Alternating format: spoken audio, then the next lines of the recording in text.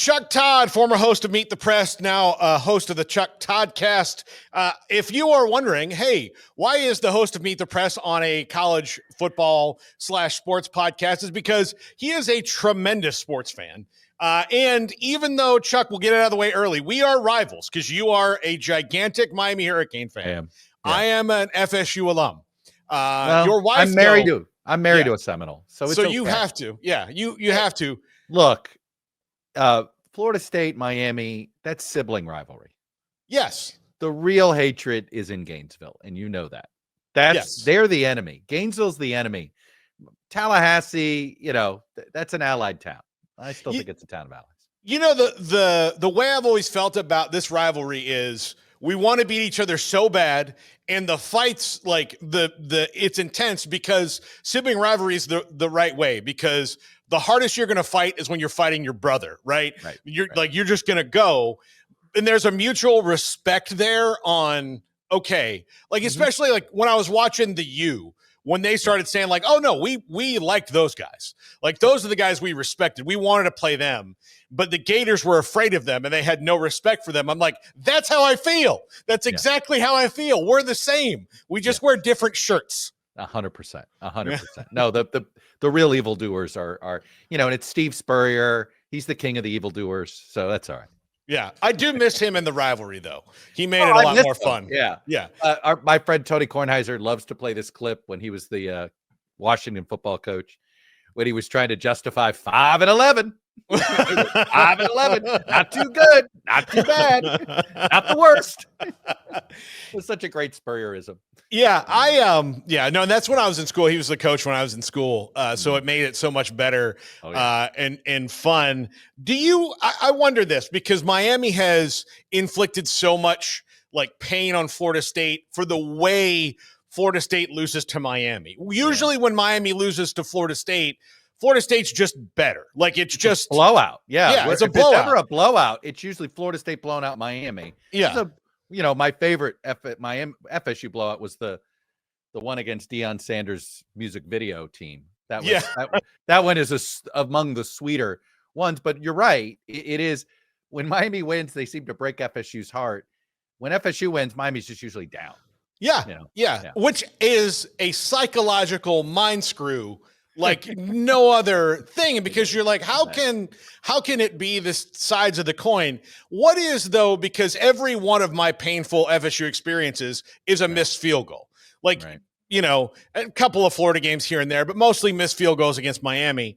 But for Miami fans, what is your like painful? It doesn't have to be FSU, but like, what's your painful one that lives easy. in your? Yeah, that's easy. It's Ohio State national title game. Yeah, I mean, it is. I was at the game. I remember sitting next to this Ohio State fan where we were shaking hands. He goes, we gave you a hell of a game. I thought you guys were going to blow us out. I'm like, I'm just relieved to survive. This wasn't, I don't know if we deserved to win. I mean, it was literally, the fireworks went off. The players were storming the field.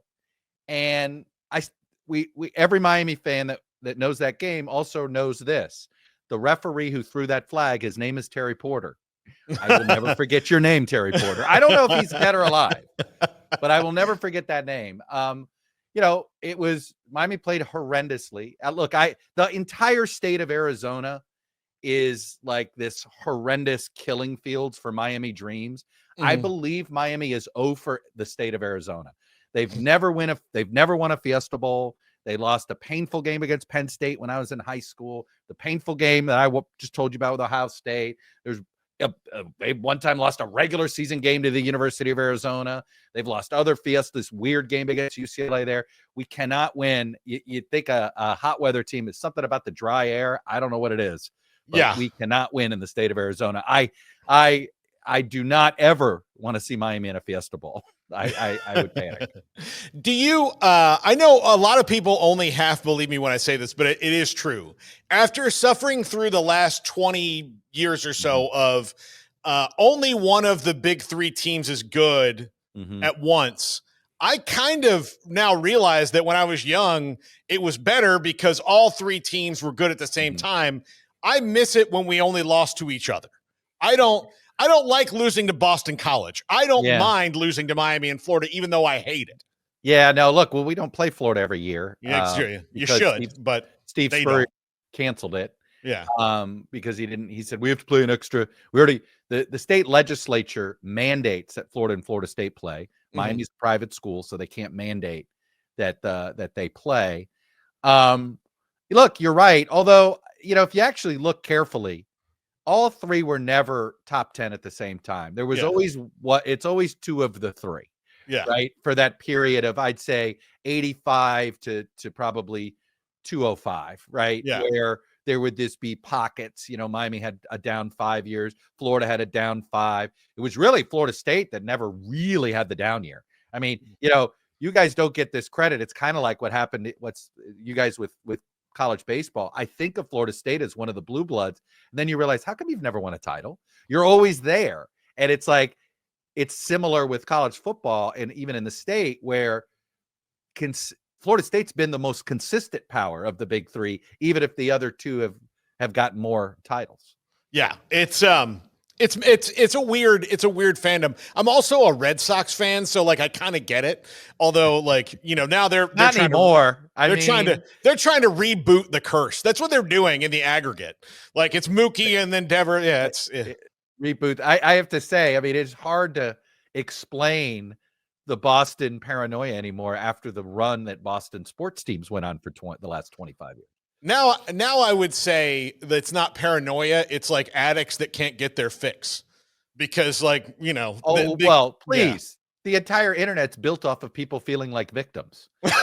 And so we love it.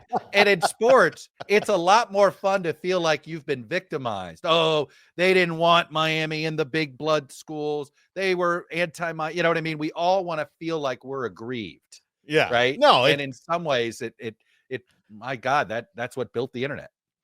What and the reason I read a tweet from you about like the way college football is becoming corporatized and all of that, and that it's the SEC and Big Ten have kind of acted unilaterally without giving many concessions, and there's a lot of propaganda that goes around college football. How have you felt about the change, especially I see so many parallels to the way politics works now and the way that college football works, in that the facts of the matter or the immediate fact of the matter, because things can change over time. Right. Something that was true in 1987 is not true now, right. But both kind of worlds be like, well, in 1987, this was the case. So let's just make sure that that's involved. Well, I would say one, I mean, there's an SEC mindset, right? Feinbaum and Greg Sankey sort of represent it, where they don't accept the premise that they don't play the best. Nobody else could be playing anywhere near as competitive with college football as they are. No one else. The SEC somehow believes they're the only ones that have to play road games. Oh my God. Give me a break. Any road game is hard. And in fact, in some of these conferences now, traveling 3,000 miles for a road game, going to a different elevation and a different time zone, that's a lot harder than going to Starkville, Mississippi. Give me, you leave your cowbell paranoia alone. So there is sort of that arrogance, and that happens in politics, right? Where everybody thinks what's happening around them is more important than the rest of the country. But in all seriousness, my real frustration with the Big Ten and the SEC is they don't seem interested in expanding college football. They seem interested in contracting it.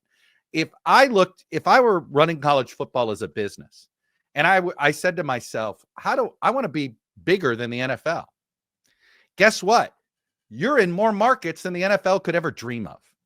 College football can get 80,000 fans to show up to a football game in Spokane, Washington. The NFL would probably need to bring Pat Mahomes to do that. Okay. And they certainly wouldn't have, they wouldn't necessarily have the interest to hold for years and years to come. If college football negotiated its television rights collectively rather than by conference, where they're essentially pitting each other against each other, I promise you that every SEC game, that there would be more money for everybody. There'd be more money for Colorado State, and there'd be more money for Alabama. It would raise all boats. I mean, if the NFL negotiated TV deals the way college football does, there'd be no Jacksonville Jaguars. There'd be no Green Bay Packers. You just have the Dallas Cowboys and occasionally, another team with a star player. that would be able to get huge media deals. It would look a lot like baseball, right? Why is baseball failing as a sport? It does. I mean, look, I say this, I always say, I call myself, I'm a free market capitalist, but it doesn't work for sports, right? You got to have some form of socialism if you want the sport itself to succeed. The NFL is the greatest socialist enterprise, most successful socialistic enterprise that exists, right?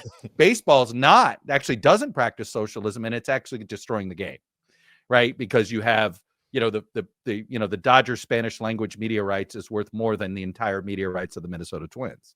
So, my frustration with college football is it all goes back, not to sit here and turn this into a history lesson, but it all goes back to the original lawsuit. And I think it was 84, 85, Oklahoma and Georgia were the two schools that did it to try to essentially take away the NCAA's rights to negotiate TV deals for college football. And now, ironically, when they won their fight in the Supreme Court, there was actually one member of the Supreme Court who had played college football, Whizzer White. He was in the minority, and when he wrote his dissent, he predicted that this was going to be the beginning of the end of amateur college football, and it was going to create a professionalization. Money was going to, look, he's long been buried now, but he was essentially very prescient. It's an opinion worth reading if you really care about these things. Now, what's ironic is that the original organization that the schools put together was actually the one that should have stuck. They had something called the College Football Association. This was a precursor to the BCS, a precursor to what we have now. And it was not allowing the conferences to control their media rights, but it was done collectively. Now, we also had a lot more schools that were independent in the 80s. Florida State was an independent. Miami was an independent. There were a ton of major. Penn State was an independent. You had really major programs that were there. So there was an acceptance that, this should be done collectively. Then, of course, I guess, I always say, I don't know who fired the first shot. Arkansas leaving the Southwest Conference to go to the SEC, or Penn State deciding to go to the Big Ten. Maybe everything would be in a more equitable place had Penn State made the decision to stick with Miami and Syracuse and Pitt, and maybe form do the Big East, or, today Penn State being in the ACC would probably have Maryland in the ACC, and maybe you would have 3 or 4 more equitable conferences, and it wouldn't feel like 1 or 2 conferences were calling all the shots. But I do worry that this is just shrinking college football. And it's not lost on me that Greg Sankey is obsessed with the English Premier League, which is essentially, a business that did its best to shrink the pool of professional soccer teams playing at an elite level. Now, if we could have, I would love the idea of sending teams up and down divisions. If we had that, that might be a lot of fun, and I could embrace a system like that. But the system we have now is not equitable. If Spokane, Washington, and Washington State can't participate in this system fairly, then I don't think the system is fair. Yeah, and it's strange that, like, everything is sold to you as bigger is better. Like, hey, you like a large fry? No, supersize it. There's more fries, right? So if you have a situation like the SEC where it's like, hey, not only we brought back Texas and Texas A&M, we brought back this rivalry. It's together. It's big time. It was actually for the conference title year one that it got, or a conference title shot the year it got back. So we're doing all these big time games. They do kind of ignore the fact that, like, Vanderbilt and Mississippi State are also going to pull a 2 at best. And that's if they're both 5-5. So that's, like, they ignore those things. The Big Ten, we got 18 teams. Yeah, but even the biggest Oregon fan doesn't care about playing Rutgers. They don't care. When the Colorado was in the Pac-12, they tried to make Colorado and Oregon the legal weed states rivalry, and it never took, right?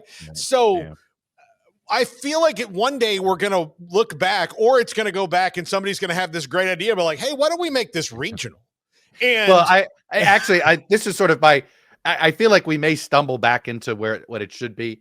I assume, and I'm curious what you think of this, I assume Miami and Florida State are going to be in the Big Ten in the next 10 years. That's my assumption. I think so. I think that's where they want to be. I think that, I mean, obviously the SEC called, they might change Miami their would never minds. join the SEC. I don't You don't believe think they'd ever so? want them, and I don't Yeah. think Miami's got a little bit of a snob about its academics.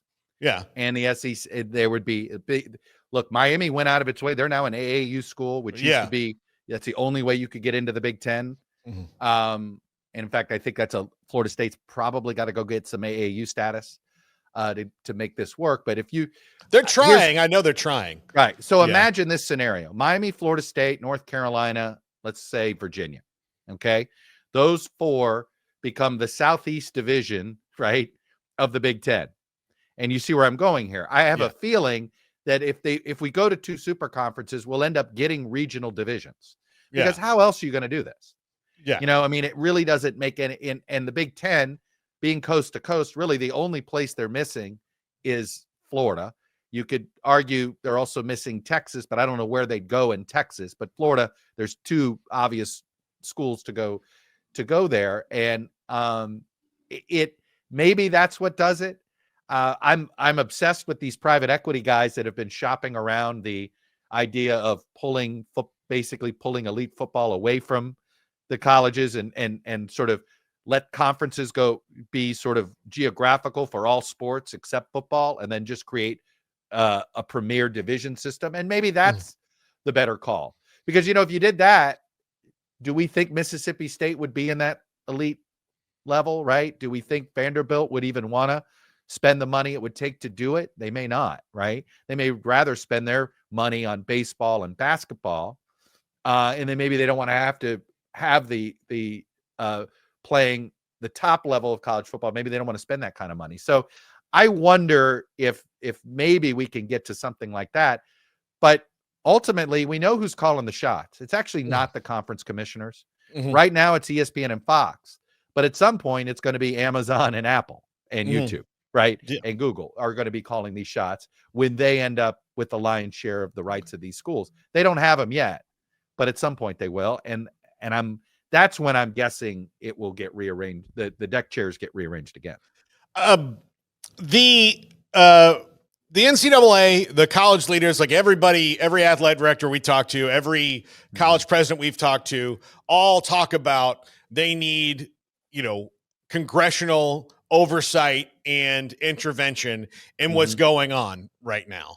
Now, this is really the worst time in American history, in my opinion, to get something through Congress, considering that just stuff like the budget takes twice as long as it used to on a good day. And every time they think they're like, oh, hey, we've got some motion on this, something happens. We bomb Iran, or, there's LA or whatever happens, and that takes that out of the discussion for another month. Government will eventually come for it. But when, Chuck, and how do they do it, especially given that neither side is going to agree really who should benefit the most here? Well, I do believe it's inevitable that Congress gets involved, but I think it's members of Congress, right? Because it's a bit parochial. Yeah. Where think about the way Mark Warner, as governor of Virginia, inserted himself into the Virginia Tech when Miami originally tried to leave the Big East. The single school they were trying to escape from was Virginia Tech, because the most expensive travel costs for the University of Miami athletics was going to Plattsburgh, not on the football team because you charter a plane, but everything else. You don't get to charter planes for all other sports. So Blacksburg was they wanted Syracuse and BC, right? Boston and some footprint in New York. And of course, the Virginia legislature got involved. Mark Warner was like, hey, I'm not going to leave out Southwest Virginia. And it was a good political move by his part. He inserted himself. So I do think it's good politics to, quote, save your school, right? Whatever saving your school means. So I do think you're going to see that involvement. The question is whether, the reason they may need congressional involvement, do they need an antitrust exemption, right? They might need that. They need a waiver. Are these athletes going to be considered employees in the same way the director of admissions is an employee, right? And if they're not, if they want to get a special status, well, I think they're going to have to get an act of Congress in order to create this special status. Maybe it is just simply an antitrust exemption. So I think there's some, I've talked to a few of these conference folks who say that while they don't want politics to insert itself, they know that they're probably going to need some regulatory help here. Look, the question is whether college sports does things that sort of forces the alphabet agencies to get involved, right? Whether it's collective bargaining, I assume that's coming, right? Where does the $1 billion TV deal? How does that get split up? Yeah, in all the professional leagues, the players get half that money. They split half the money. It's 50-50 in the NBA. In fact, it may be 55-45 to the players' benefit, I think, in the NBA. It's somewhere around 50-50 in football and in basketball, baseball as well, all on the pro side. Right now, nobody has said what the splits are, right? NIL money, in theory, is separate from the money that comes in on the media rights. It's $20 million in the rev share right now, right? That they get from that's the cap for everybody. You can spend $20.5 million, but what percentage of that do they actually take out of the TV deal, and what percent of it do they just take from other places? Right. Well, I also read that already you have universities are adding new fees to students. In Florida, they have 4 years at least, and this is something I think would automatically get picked up at the end of 2028, is in 4 years, for 4 years, they can take $22.5 million out of the school fund and put it to athletics. So that's not coming from the media rights. That's coming from guys like me who went to football games and drank beer. Not only that, what I'm saying is they've added a fee to your tuition bill. Basically, an athletics fee of like $300 a semester. What do you think that's for? Yeah, that's not for building a new gym for the students. No, that's not getting that done. No, I absolutely. But I'll be honest, I don't think Congress knows how to involve itself yet, because in fairness, the sport doesn't know what it wants either. Yeah. Right. And as long as you continue, this is why we don't really govern very well as a country, why Congress is so feckless, because in many ways, Congress does on budget issues the same thing they're doing now in college football. They're waiting for all these court decisions to sort of force frameworks. Right. And unfortunately, when you let the courts sort of force action, then you end up making law you regret in the long term in order to satisfy the court ruling. And that's why this is, you wish there would be some proactive leadership here. And instead, all of the leaders of college football are all just worried about their own entities. Greg Sankey does not care about the future of college football in the state of California. He just doesn't. And maybe he doesn't have to. He's not paid to do that, right? His job is to make the SEC bigger and better, but that is not helping the sport overall. And I think that's, the whole thing is leaderless, right? There is no commissioner of college football. We're going to have, I guess, a guy who's in charge of making sure people are following the accounting rules, but that isn't looking out for the best interests of the game. No, and it's been long needed. We have Tim Brando on the show all the time, and Brando voice, such a great voice. Yeah, and Brando has always been on the, one of the things he says, and I didn't even think about it until he brought it up the first time we talked to him, is how the biggest thing that college football has done with the NFL is they just gave away December. Years ago, they just decided, you guys can have it. And then now they have to have their championship game last year on Inauguration Day, which is a mess, and so you're playing in January 20th, all this calendar's messed up. Well, the calendar's messed up now because they didn't see anything coming, but also because they didn't decide hey, we need to own December like we always did. And then the NFL is well, if you're just going to give us days to put the Jaguars and Titans on a Friday, or Saturday, we're going to do it.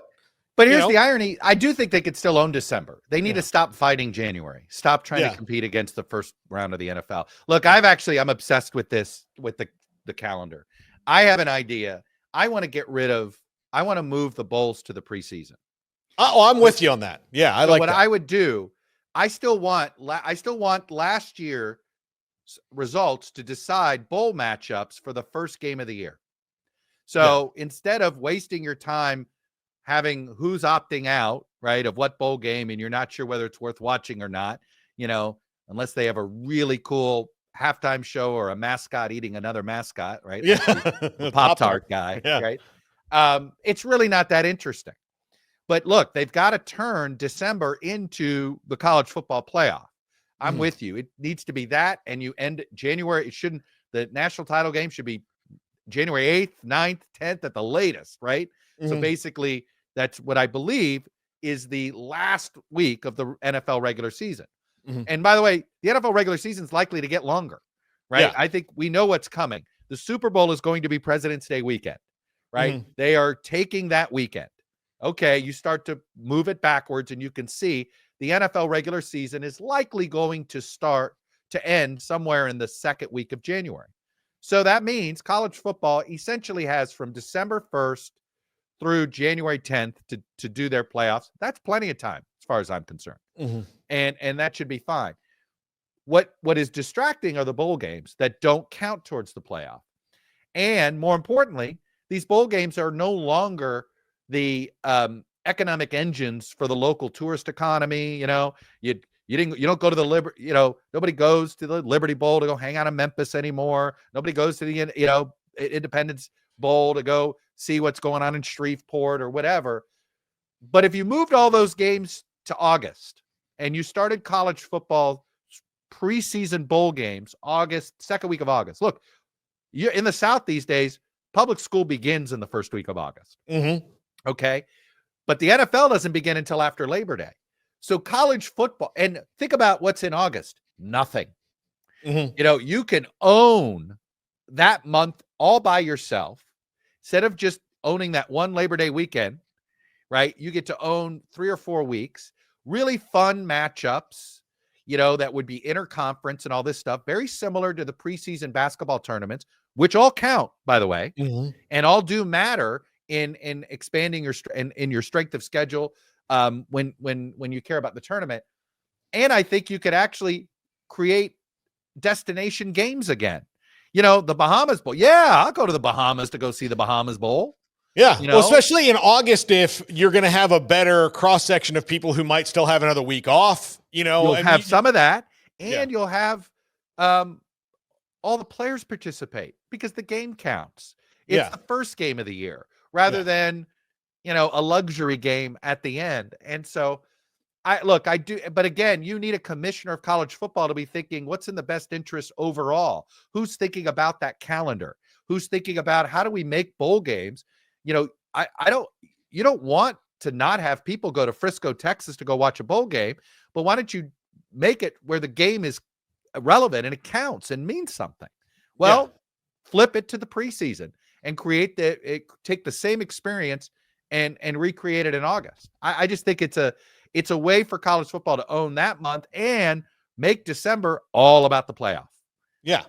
Well, and it also gives you December to, and look, if there are some of those big games that they move like Christmas Day and all that stuff, you have a little bit more freedom to be like, all right, we're going to have to play this big game on a Friday because of that. But you have that people are off. Flexibility. They'll tolerate that. Exactly. Yeah. They'll tolerate that. It's okay to put these games on different days of the week. Completely agree. I think the national championship game, since they can't really play it on Saturdays, if they're going to keep it in January, should just be on Friday night because the numbers, I know Friday night's like the dead zone, but I think college football is, if you're going to watch the national championship, it's not going to matter what night it's on. I will say this. I do feel like the NCAA had kind of established Monday night as championship night, right? Monday night is the national basketball. It's always on Monday night for the national basketball. If the College World Series goes to 3 games, it's a Monday night. Yeah. And in fact, I don't think there's anything. I think there's look, I could accept Friday too. I do think we both are saying the same thing. Make sure it hugs the weekend. Yeah, exactly. Don't do it Tuesday through Thursday. Yeah. And the thing I think that kills Monday, like if the NBA title game or NBA playoff game, a big one, was on Sunday of March Madness, they would probably have a similar problem, right? Yes. Nothing else. Like the World Series and the College World Series are nowhere near each other. Right. So there's no thing. But like when you have, if you're watching that Sunday night playoff game and it's the Chiefs and the Bills, and then, you've got to get to work on Monday and then get up on Tuesday and Yeah, I mean, you're going to lose some casuals for sure. So, but what we both exposed is just simply, my God, there's some just idiots running. Or nobody's running college football. Yeah. Like everybody is, but no one is. It's it's like the fountainhead. It's just, it's just ridiculous. I like Yormack. I don't know about you. I think the only conference commissioner I think's worth a darn is the Big 12's commissioner. Oh, he thinks I feel like he thinks about fan experience and what maybe the market wants before thinking about what's best only for the schools of the conference. So here we'll interview him in a couple weeks when we're at Big 12 Media Days. So last year we were at Big 12 Pro Days, which was at the Star, the Cowboys palatial deal there in Frisco, and I brought up to him, I said, this is a really cool event. Glad to be back here. It's easy for us to get to, from Big 12 people. And I said, the media days used to be here and not at AT&T. And he went, really? And then now it's back there. And I can tell you 5 to 10 ideas that he has taken just from people going, hey, what do you think about this? And be like, you know what? That's a good idea. Let's see if we can do that again. He is. Here, I'll give you another seed to plant with him. Yeah. Big 12 ACC, look, should come up. They should start thinking now about their own scheduling. I did a thing about this on the show 2 weeks ago. This now. Yeah. No, they should. If the other two are going to do it, they should. I think we talked about it on yesterday, where they have the SEC and ACC basketball challenge. I think they should do that. All the power conferences should do it. And my idea, I don't know how feasible it is, but like if you're Florida and your matchup is Duke, then you have Duke in men's basketball, women's basketball, baseball, and football. Wow. And that's your thing for the whole year, right? And then that's a fun idea. And then you rotate around for the conferences. So 1 year it's SEC, ACC, and Big 12, Big 10. Then it's Big 10, ACC, and then you move around and everybody plays each other. To me, that's more interesting. That's good for the schools, good for students, good for alumni. I mean, how much fun is that? You sort of go, we're going to, here's the thing. College sports is interesting because how many people will watch it, even if they don't like the sport, because of school pride? Yeah. Right. There's this community pride or school pride that goes with it. And it's like, if you can create a system that only celebrates that, and what you just described would be, that would be a ton of fun. Miami and Colorado are matched up this year. We're going to play them in football, in basketball, in baseball. Sign me up. Yeah. Again, if you do things collectively, negotiate rights together, then all these things can happen, Chuck. All right. The haters are going to say we're trying to make college sports socialist. We're trying to create a better socialism. Yeah. Listen, there's hybrid forms of government that work all over the world. That's right. that do.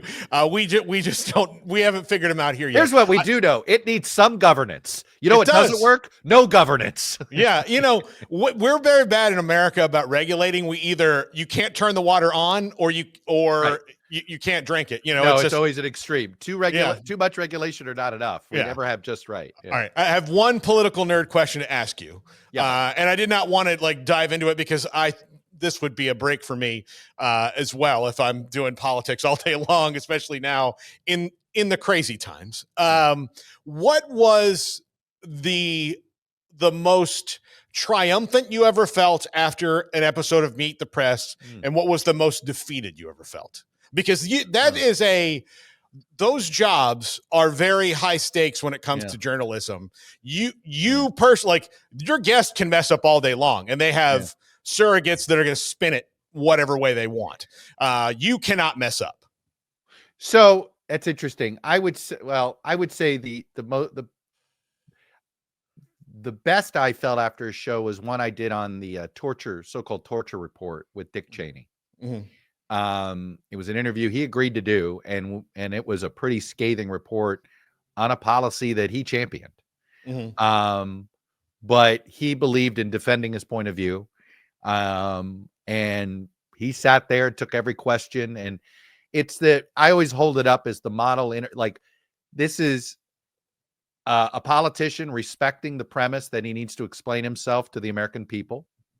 Mm-hmm. And I didn't make it personal about him. I made it about the policy itself. And it was just sort of it was always a model interview. It was hard. That report was difficult. The topic was difficult. I know it was the type of television, frankly, some people might have wanted to look away from. There's that line in A Few Good Men where Nicholson says, you want me on that wall, but you don't want to talk about it at parties. Well, this is a topic nobody wanted to talk about, right? We know that it's there. So that's the one I felt the best about. I will be honest with you. The moment that will be in my obituary is the one with Kellyanne Conway and Alternative Facts. Yeah. And I hated it.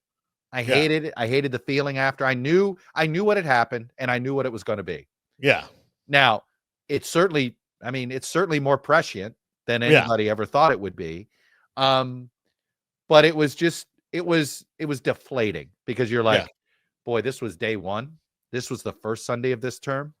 Yeah. And, it never got better. Right. And so it's funny. Others might say, oh, how come you didn't feel triumphant? Well, I never thought it was about making one person, that a good show was making your guest look like they had become a puddle of mud. Yeah. That isn't why I believe most people were watching to learn something. And I'll tell you this, the biggest, if I could redo anything in my career, it would be understanding at the very beginning that the number one job of a journalist is to educate. Yeah. I think, I have a friend of mine who believes that the worst thing that happened to journalism was the movie All the President's Men, because it created a whole 2 generations of journalists who all wanted to be Woodward and Bernstein and break the big story. And we're always looking for scandal around every corner.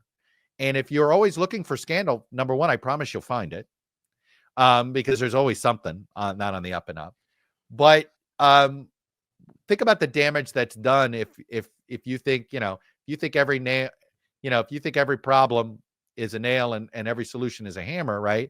You're going to have a lot of holes in the wall. And if you pursue journalism, assuming you're looking for the great accountability scandal thing to make yourself famous, are you educating the public, or are you just looking for stories that glamorize you, right? And that's what's gotten lost. That's why, to me, why is traditional media losing to this medium, to Substack? Because what did we do here? We didn't spend 5 minutes trashing college football. No. Governance. We spent 35 minutes with a nuanced conversation about it. And I think it's terrific that the market is speaking and people want more context, not less. Longer conversations, not shorter.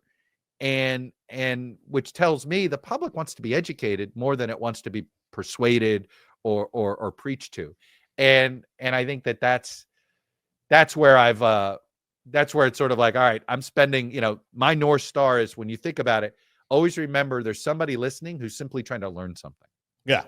It's funny. The inverse of that for me is true on election coverage. I would rather watch, and I was been NBC, like from the baby, I was an NBC guy. My mom tells me I used to listen to Brokaw, and that was like relaxing for me. Man, we've always been the political. I always said NBC was always the political chip. Brokaw told this to me. Before Brokaw and Russert, there was David Brinkley. He sort of established, NBC, it has real roots in that. As Brokaw once said to me, he goes, CBS kicked our ass in Vietnam, but nobody beat us in politics. Yeah. And so I was like, and I'm going to ask you this before we go, but I was like the network coverage over cable, because cable like throws 50 people in a room. It's like a stadium and it's like really chaotic. And I know you've had to do MSNBC stuff too, where you're probably in the room and you're like, my God, there's so many people in here. You kind of had your little thing of districts and all that. So you had your corner. Oh, it was good to have. It's good to have something tangible like that on those nights. Trust me. Because if you're just sitting at the desk with 12 of the people trying to shout in. Yeah, I'm sure it's crazy. But network news, because they have to deal with, the local news and all this, you guys only have 17 minutes in this little pocket or whatever to talk about what's going on in the national elections before we got to kick it back or whatever you're doing. So I feel like I get more facts per capita in those than the room full of people that they're trying to fill 24 hours of that day. It is the one night where everybody accepts the premise that the data is the story. Yeah. Yeah, it is. Are we, so now that you're independent and you've got the Chuck Toddcast, will we see you on election coverage? I mean, Look, like you and Kornacki were kind of my guys, and what's going on in Maine's 8th district tonight. I would not know, but like I appreciate that you can tell me. All right. Well, there's not 8 districts in Maine yet. Maybe we'll get there. I'm somebody who wants to double the size of Congress, but it would only get us 4 in Maine for what it's worth. Yeah. Oh yeah. No, I plan on. I will definitely. I will definitely be around on election nights. Okay. I love election nights. Whether I do it myself independently, whether I associate. I will say this: I do embrace this sort of. I don't plan to work for one entity ever again. I like this idea that I do a little something for this app called Newsphere. I've got my own thing with the Chuck Toddcast. I've got another business thing that I'm trying to start with local news. Got a book contract over there. It's that sort of now I'm lucky enough to be in a position where I can do that. Not everybody is, but I also think that's kind of where journalism is going. And I suspect I will have a relationship with some entity with live election results for election nights in perpetuity. Question is where, it won't, I know it won't be with NBC. It probably won't be with a legacy network, but you never say never. Yeah. Well, Chuck, I certainly appreciate this. Has been one of my favorite interviews I've ever done. Very kind of you. Yeah, really love talking to you. Hopefully we can make some time again just to talk about college football. Maybe when Miami and Florida State play, we'll just get on and talk trash to each other. We're playing early this year. Yeah, I know. Yeah, it's on the early side in October. Miami, my son is going to SMU. Okay. So I have a daughter at Miami, a son at SMU. My wife's at Florida State. So we're an all ACC family now somehow. And Miami's first game outside the state of Florida is in Dallas at SMU on November 1st. So are you going to go? Oh, I'm going. We're all going. The whole family's going. Let me tell you, I went to the absolute pants down spanking that FSU took last year because we're in Waco. We're 90 miles away. So maybe that's when we can catch up. I'm going. Yeah. I'm going to be going to Dallas a lot. I'm shocked at how much I've enjoyed it already. Yeah. So I went up there. I took my wife for the first time she'd been at an FSU game, and which is the worst one to take her to. But they are really doing it up at SMU. Their game day is fun, Chuck. Game day is fun. Yeah, the place exudes money. Yeah. You're like, oh man. I mean, like, how rich is that school? Oh, we don't need to take we won't take any of your media rights money for 10 years. We're fine. You're like, yeah. Oh, wow. Yeah. No. How much are they spending? Yeah. No, what's that? Oh, no. Look, here's a crazy story. I know I've kept you longer, but I went to high school in Fort Myers. So I'm from South Florida. I wound up here, but because my parents moved here years ago, but I wound up in Central Texas. I'm sitting at this game and I look to my left and a girl I went to high school with is right there yelling, and she was an FSU fan too. So I kind of knew she was in Dallas, and we talked. She married into some SMU moolah, and she's like, "Oh, our tickets," and she showed me. They're right there. I'm like, "Those are the best in the field." She's like, "Yeah, well, my husband's been here forever. We live walking distance," and I'm like, "Oh, dang! Congratulations, you've done well for yourself." Oh yeah, no, that neighborhood. I thought Miami was in a nice neighborhood in Coral Gables. Oh man, it's a slum compared to SMU's neighborhood. By the way, imagine what SMU's football program would be if they never had the death penalty. Oh, it would be. They'd be Notre Dame. They'd be Notre Dame. They absolutely would be Notre Dame. Yeah, they want to be. They everybody was there. They're thrilled. I think you're gonna have a blast. We'll reconnect again, Chuck. I love talking college football with you. And if you ever want me on the Chuck Toddcast to talk politics, I'll do it. You got it. All right. You got it. Chuck Todd, we might call a little college football governance. There we go. Important thing. I've done Feinbaum's show once. We got to get Feinbaum and debate him this. There's part of me that thinks Feinbaum doesn't believe half the stuff he says about the SEC. I think sometimes he says it, and then a day later he's like, well, hold on. He doesn't think about it before he goes, right? He just goes. I know. This is the Pat McAfee-ification of ESPN or something. I don't know. You could do election coverage in a tank top. See if that'll That'll get You don't people's want, attention. just like I don't want to see him in a tank top. You don't want to see me in a tank top. Anyway. Chuck Todd with us All here right, on Paul. 365 Sports. Thank you, Chuck. The Yeah, Chuck brother. Toddcast. We will talk to him again soon. This is 365 Sports.